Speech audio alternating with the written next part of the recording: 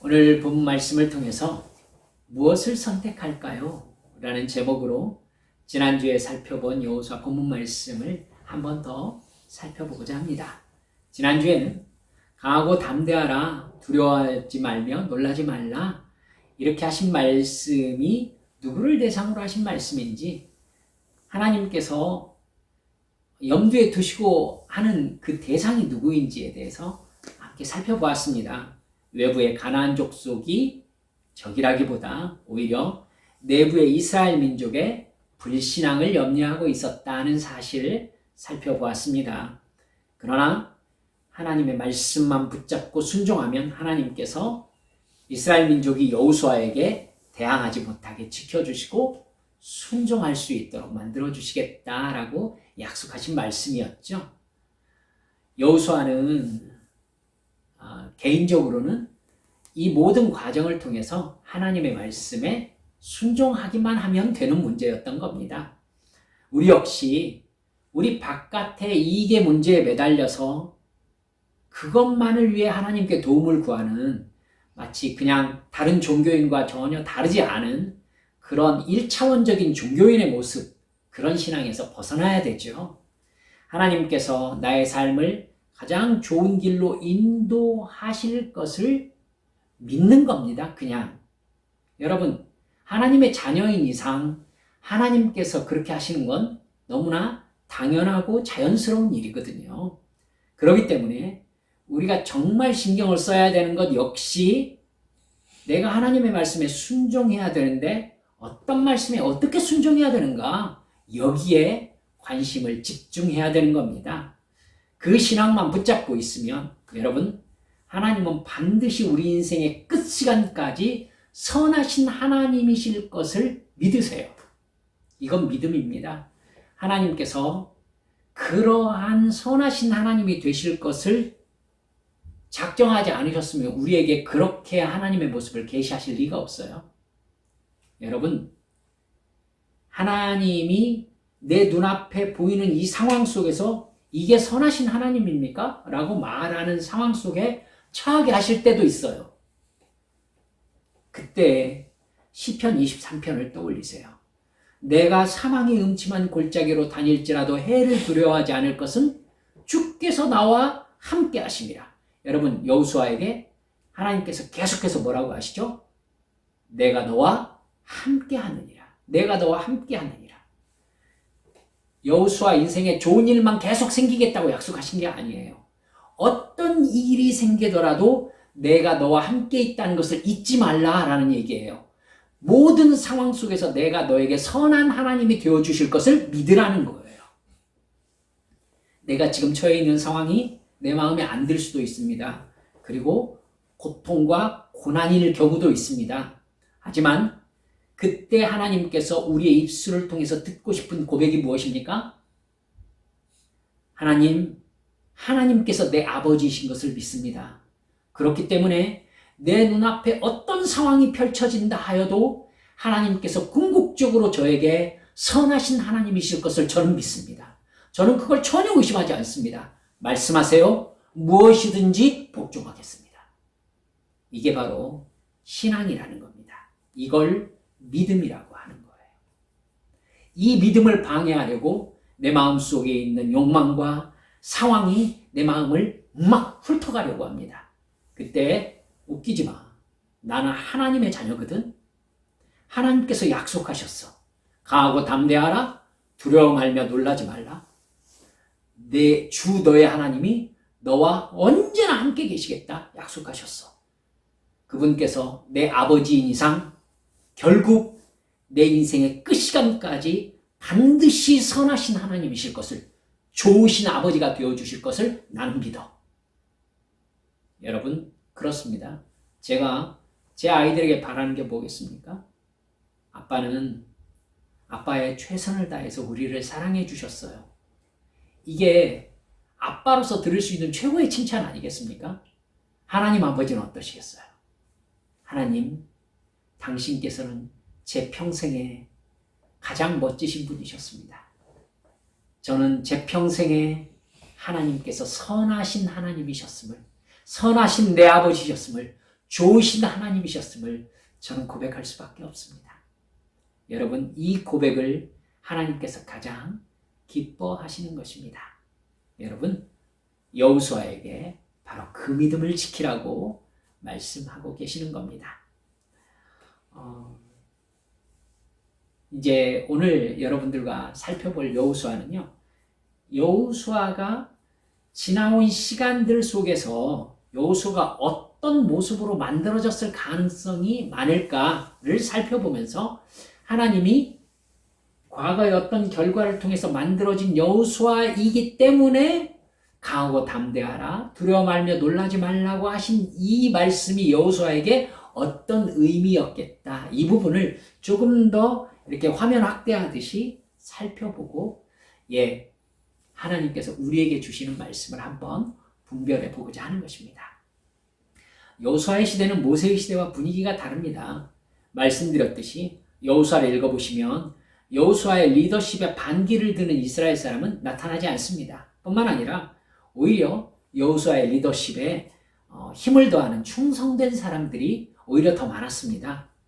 그러고 보면 여러분, 모세는 정말 힘들게 일한 지도자였어요. 이스라엘 민족은 430년 동안 노예 민족으로 지냈지 않습니까? 자기 스스로의 삶이라는 개념 자체가 없었던 사람들입니다. 그러니까 모세가 정말 힘들었을 거예요. 자아의식, 자기의 삶, 어떻게 살 것인가, 이런 계획, 이런 것 따위가 없는 게 노예제야 않겠습니까? 그러니까 자기들에게 무언가를 강제하는 대상이라고 느낄 때에는 무조건 적개심을 품는 사람들이 그 사람들의 성품이었던 겁니다. 자기 마음대로 되지 않으면 그저 불평하고 원망하고 불순종한 것이 당연한 사람들이었던 거죠. 노예들에게는 내일의 소망이라는 게 없으니까요. 믿고 따라오라, 하나님의 약속의 말씀을 그냥 믿으라, 이 말처럼 사실은 노예들에게 견디기 힘든 말이 없습니다. 노예들은 눈으로 보여줘야 믿어요. 내일이 없을 수도 있으니까. 여러분, 노예는 믿음이 없습니다. 늘 피해만 당하고 살았기 때문에 누군가를 신뢰를 못하는 거예요. 정말 그런 사람들을 대상으로 사역해야 했던 모세, 참 힘들었겠다 솔직히 생각합니다.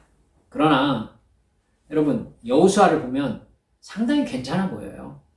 여호수아는 그 출애굽 1세대들의 자녀들로 구성된 출애굽 2세대를 이끌고 가나안으로 들어갔거든요. 출애굽 1세대와는 달리 2세대는요, 자기 아버지 또래가 왜 광야에서 멸망했는지를 아는 사람들인 거예요. 그래서인지 2세대들은 믿음을 가지고 순종하는 일에 있어서 출애굽 1세대보다 훨씬 나은 모습을 보여줍니다. 그들을 이끄는 여호수아 역시 참 괜찮은 신앙인의 모습을 보여줍니다. 오늘 여호수아가 이 지도자로 등장하기까지 이렇게 상당히 멋진 모습을 보여주는 이 여호수아가, 그럼 어렸을 때의 여호수아의 환경을 한번 돌아볼 필요가 있겠다라는 생각이 들었어요. 여러분, 여호수아는 아버지를 비롯해서 가장 가까운 사람들에게 제대로 된 양육을 받지 못한 사람이었을 가능성이 커요. 성경의 증거를 보면은요. 여러분, 여호수아의 아버지 이름이 뭐죠? 여호수아의 아버지. 여호수아 하면 누구의 아들 이렇게 앞에 붙는데, 여러분, 눈의 아들이라고 하잖아요. 청년들은 눈으로 생각을 하더라고요. 아니에요. 눈이 여호수아 아버지의 이름입니다. 여러분, 눈이 성경에서 여호수아 아버지의 이름으로밖에 안 나옵니다. 그러니까 눈의 아들 여호수아 할 때 눈만 나와요. 그러니까 눈이 여호수아에게 어떤 아버지였는지, 도대체 출애굽해서 홍해를 건넌 사람인지 아니면 그 전에 죽었는지 전혀 정보가 없어요. 그러니까 두 가지로 볼 수 있는 거예요. 여호수아는 자기 아버지를 어려서 잃었을 가능성도 있는 거죠.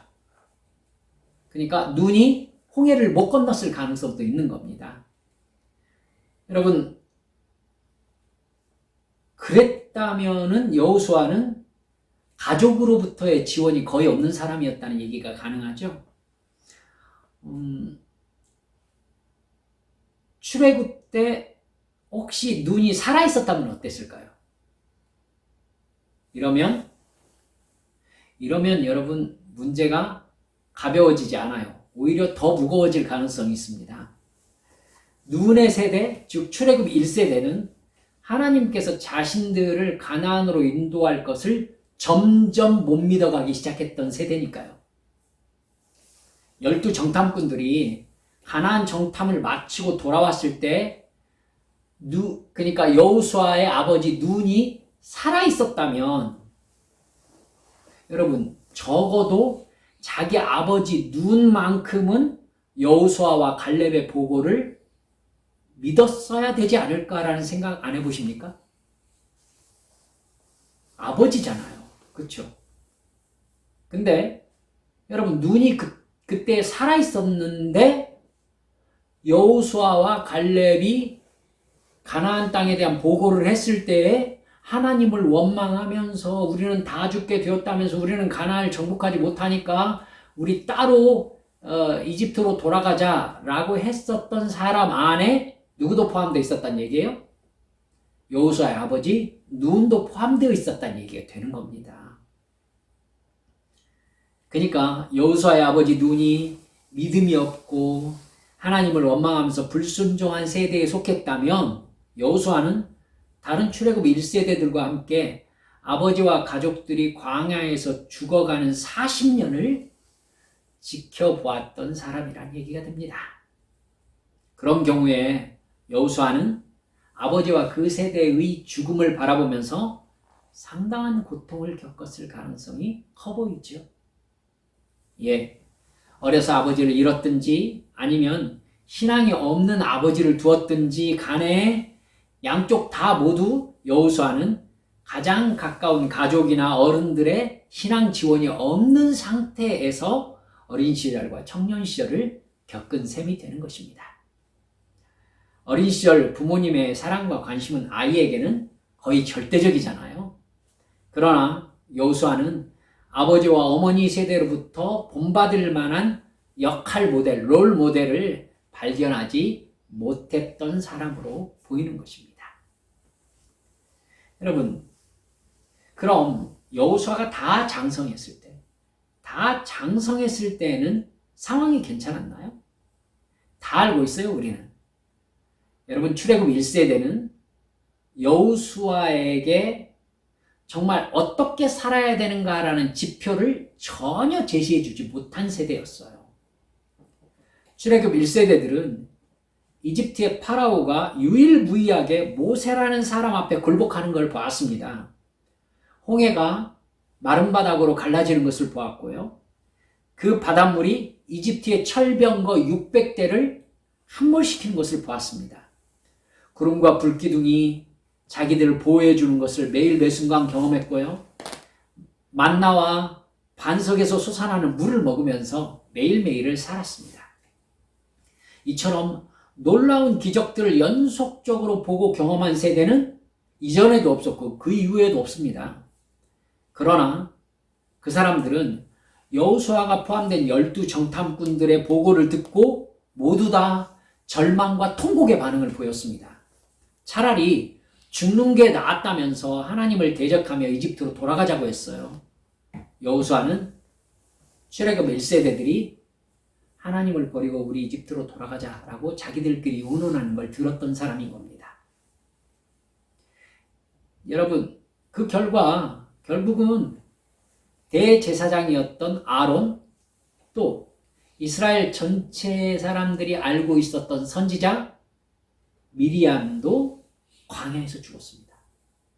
그뿐입니까? 결국은 존경받는 모세 역시 분노를 이기지 못하고 하나님의 명령에 불순종한 죄로 약속의 땅에 들어갈 자격을 잃어버리는 그러한 불행한 일을 경험했습니다. 그러니까 엄격하게 말하면요, 여호수아가 하나님의 뜻을 따르는 모델로서 본받을 만한 사람이 출애굽 1세대는 없었다는 결론이 나오는 겁니다.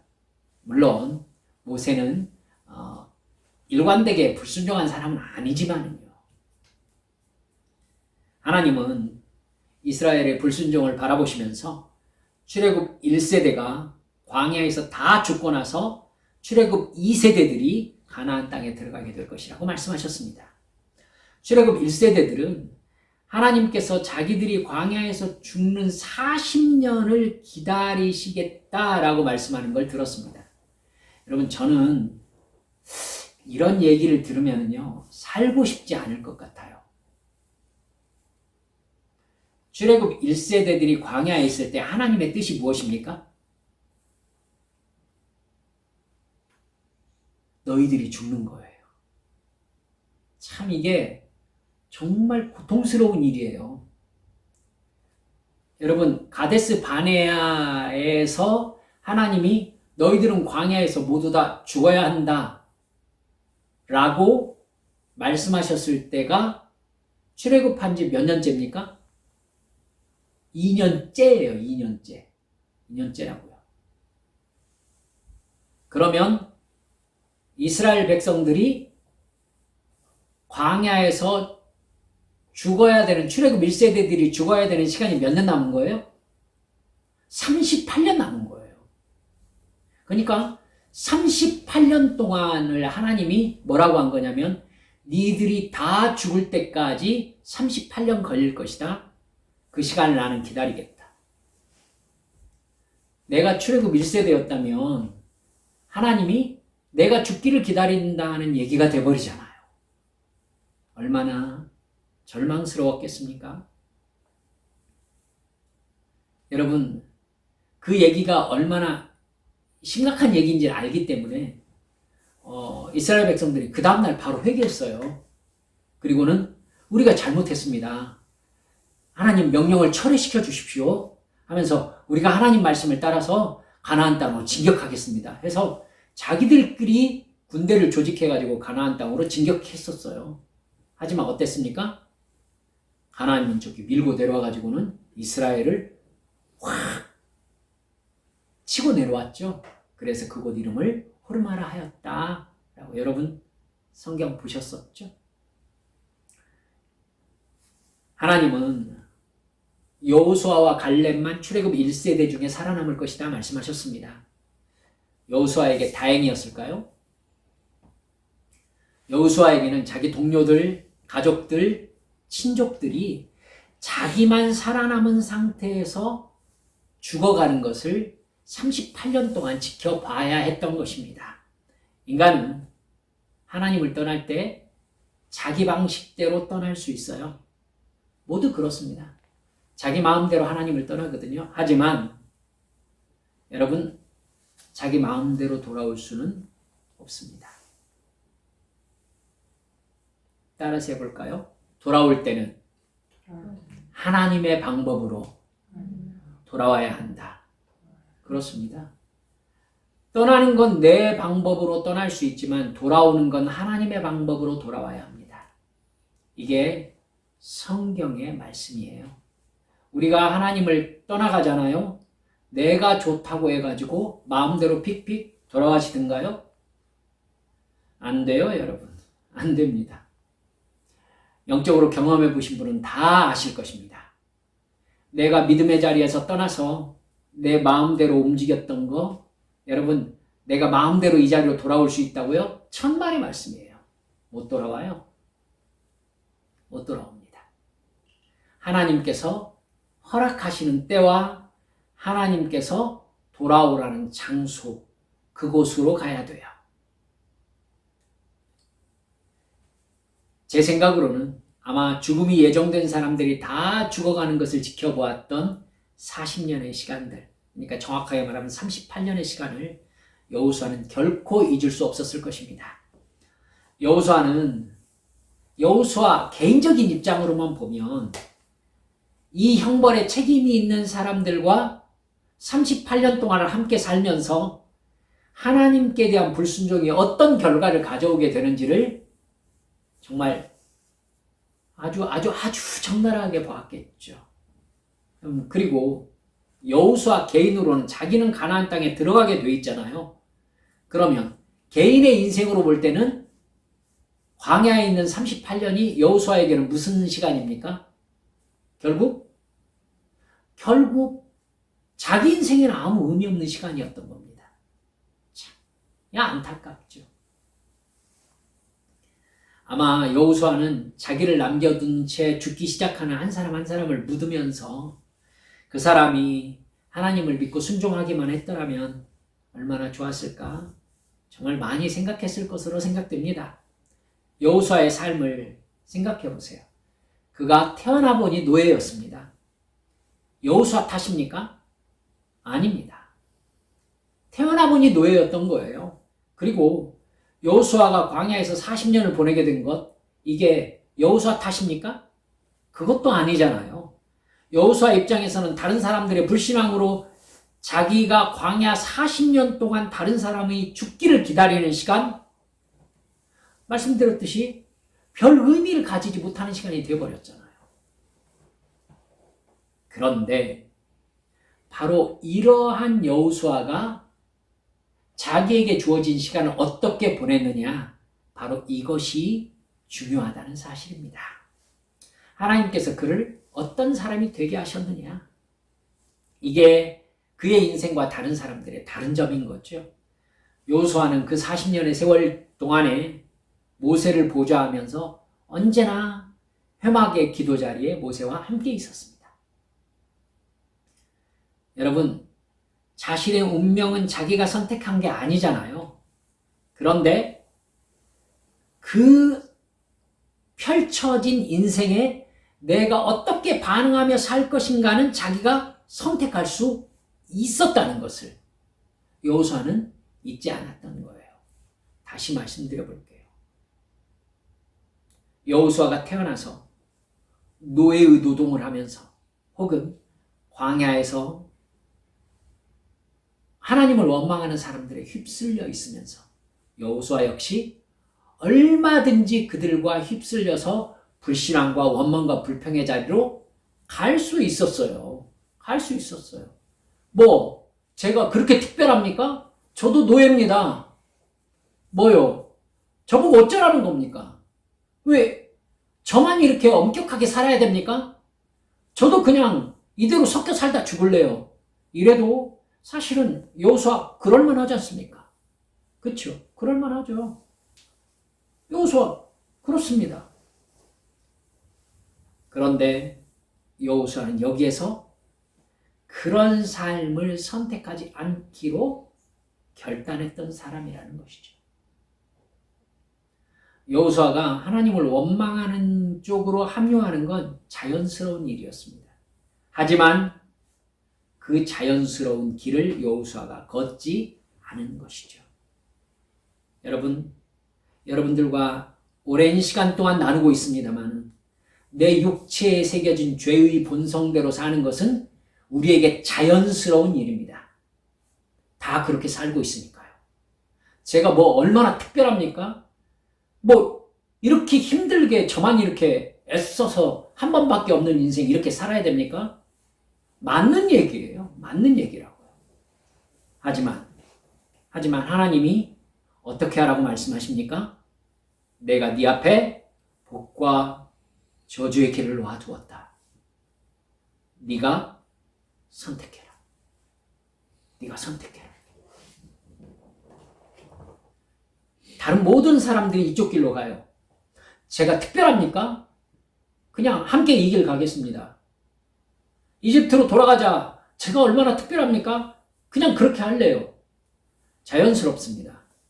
많이 틀립니까? 아니라니까요. 자연스럽다고요. 그런데 여호수아는 그렇게 하지 않기로 선택한 겁니다. 여러분, 무엇입니까? 성령께서 내가 너를 지명하여 불렀다. 너는 다르게 살기를 선택해라. 복을 선택해라. 순종을 선택해라. 예배를 선택해라. 주께 부르짖어 기도하며 너의 육체의 본성과 싸워 이겨라. 그래서 악한 사탄의 계략과 사탄의 자박금에 이끌리지 말아라. 성령께서 인도하시는 그 길을 걸어라. 여호수아는 그렇게 살겠습니다. 여러분 아시잖아요. 이게 사실은 갈등으로 가는 삶이잖아요. 이쪽으로 모두 함께 사는 길로 함께 가버리면은요, 고민이 없어요. 고민이 없어요. 지옥 가는 사람들, 여러분 그냥 세상 사람들 모두 가는 길로 가기 때문에 넓은 길이에요. 고민이 없어요. 고민이 없다니까요. 그냥 편안한 길이에요. 그냥 따라가면 되거든요. 간 사람도 많아요. 그러나 하나님께서는 그 무리 속에서 나를 택하여 불러주셨다는 것입니다. 너는 지옥 가지 말아라. 너는 멸망하지 말아라. 너는 나와 함께 천국으로 같이 가자. 여러분, 천국을 선택함과 동시에 뭐가 발생합니까? 내 안에서 내 육체의 본성과 천국길로 인도하시는 성령이 싸우는 것입니다. 여러분, 여기에서 주님께서 말씀하시는 거잖아요. 복과 저주의 길이 네 앞에 있다. 너 무엇을 선택할래? 무엇을 선택할래?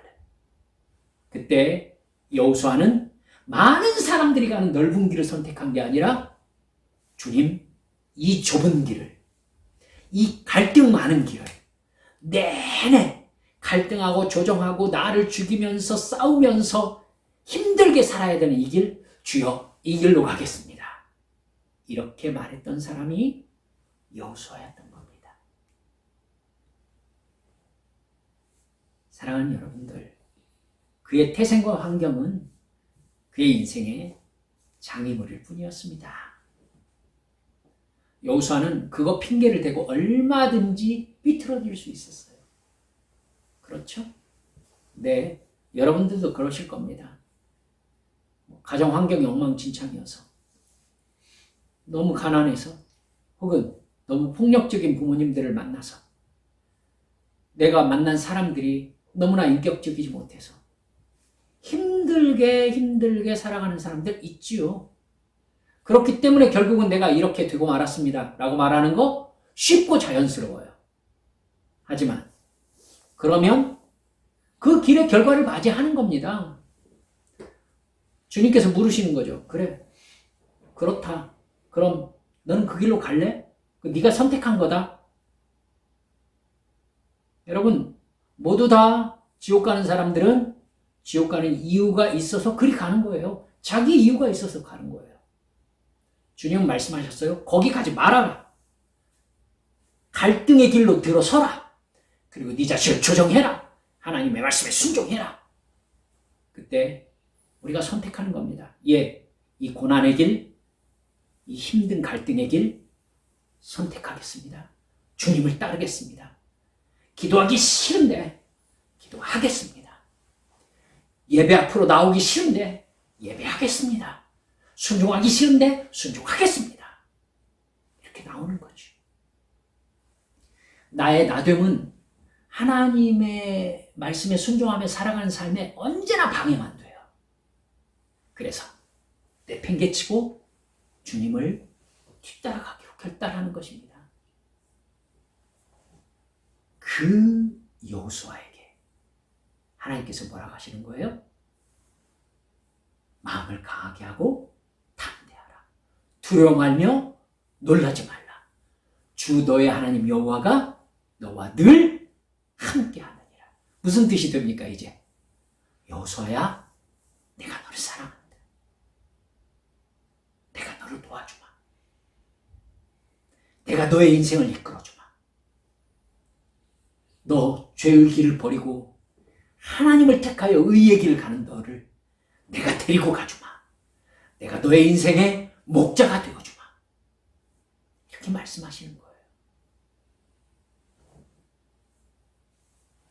말씀을 맺습니다. 저의 인생 상당히 오래 이 시간 동안에 제가 이렇게 살 수밖에 없는 건 나의 어렸을 때의 참 좋지 않은 가정 환경과 어떤 여타여타의 핑계를 대면서 저 자신의 욕망을 합리화시켰던 때가 있었습니다.